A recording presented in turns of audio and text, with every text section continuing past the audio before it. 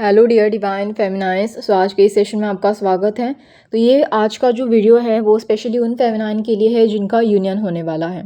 तो देखिए, यूनियन से पहले आपको इस तरीके के बदलाव या इस तरीके की कुछ सिचुएशन आप अपनी लाइफ में नोटिस करोगे।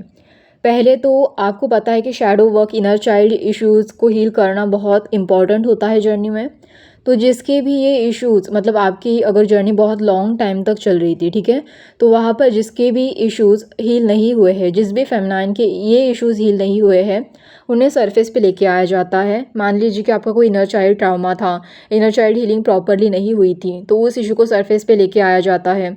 और वो इतना डेंजरस तरीके से लिया जाता है, मतलब सरफेस पे लाया जाता है कि आप उस पैटर्न को ब्रेक डाउन करने के लिए मजबूर हो जाते हो, क्योंकि आपका सोल उसे झेल ही नहीं पाता है। ठीक है, इवन ऐसा भी होता है कि आपका जो शैडो वर्क है, अगर वो प्रॉपरली नहीं हुआ है, आपके अंदर अभी भी कुछ इश्यूज़ है, जैसे कि बाउंड्री सेट करना, ईगो इश्यूज़ है, तो उसे भी सरफेस पे लेके आया जाता है ताकि वो भी ब्रेक डाउन हो, उसे भी ब्रेक डाउन किया जा सके, वो भी पैटर्न जो है वो पूरी तरीके से ब्रेक डाउन हो, चाहे वो आपके डीएम का हो या चाहे वो आपका हो।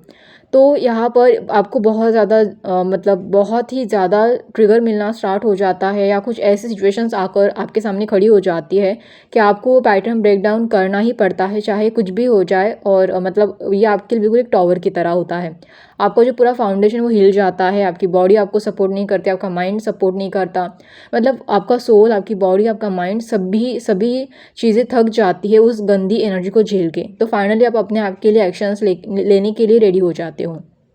और एक चीज़ होती है, जब यूनियन पास में आता है तब आपको कुछ चीज़ों का ध्यान भी रखना होता है, क्योंकि नेगेटिव अटैक भी हो सकता है आपके ऊपर बढ़ जाए। तो आपको अपनी एनर्जी को नेगेटिव लोगों से बचा कर रखना होता है, क्योंकि ऐसे लोग आपके ऊपर बहुत ज़्यादा जेलस होते हैं। आपको पता है अभी क्यों होते हैं। ठीक है, ये बताने की ज़रूरत नहीं है, क्योंकि हर फेमिनाइन को ये बात पता है कि नेगेटिव लोग तो अटैक करने के लिए टूट पड़ जाते हैं। वो आपकी एनर्जी ड्रेन करने की हर वक्त, उस टाइम पीरियड में हर वक्त कोशिश भी करते हैं। तो आपको अपनी एनर्जी को उनसे बचाना होता है। हाँ, और भी कई तरीके की चीज़ें होती है, जैसे कि आप मतलब कन्फ्यूजन फील करें, आपके पास 2 लाइफ पार्टनर के ऑप्शंस लेके आए जाते हैं, वहाँ पर आपके कुछ टेस्ट वेसेस चलते हैं, डिवाइन चेक करता है आखिरी वक्त में कि ये इन दोनों में से किसको चूज़ करती है। अभी हो सकता है कि आपके पास मतलब 2 लाइफ पार्टनर का चॉइस दिया जाए, और वहाँ पर कोई तो एक चूज़ कर लो, इस तरीके की टेस्ट होती है। ठीक है, हाँ, और एक चीज़ होती है, यहाँ पर आपके जो पेरेंट्स हैं वो आपके ऊपर दबाव बनाने की कोशिश करते हैं, टॉक्सिक लोग आपके ऊपर दबाव बनाने की कोशिश करते हैं, और उस टेस्ट में आपको पास होना होता है। मतलब इस तरीके की प्रेशर्स आपको दिए जाते हैं ये चेक करने के लिए कि आपका सोल वाकई रेडी है या नहीं, नो बोलने के लिए, या फिर अपनी बाउंड्री सेट करने के लिए, या फिर ये चेक करने के लिए कि आप उस दबाव में आकर, उस प्रेशर में आकर किस तरीके का डिसीजन लेते हो। हाँ, और एक चीज़ आपके साथ होती है, आपको उस दबाव में इम्पल्सिव बिहेव करके कोई भी डिसीजन तुरंत से नहीं लेना, सरेंडर मोड में रहना है, और हमेशा शांत रहना है, बिल्कुल पेशेंसली और कामली बात करनी है सबसे उस टाइम पीरियड में।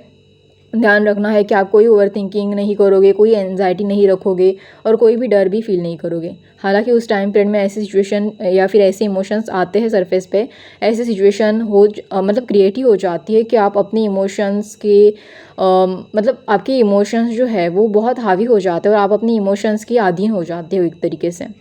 आप अपने इमोशंस को झेल ही नहीं पाते, बट आपको जैसे तैसे डिवाइन को सरेंडर करना ही होता है, तभी जाकर आपकी सिचुएशन आगे बढ़ जाती है, और जैसे तैसे आपका यूनियन हो ही जाता है।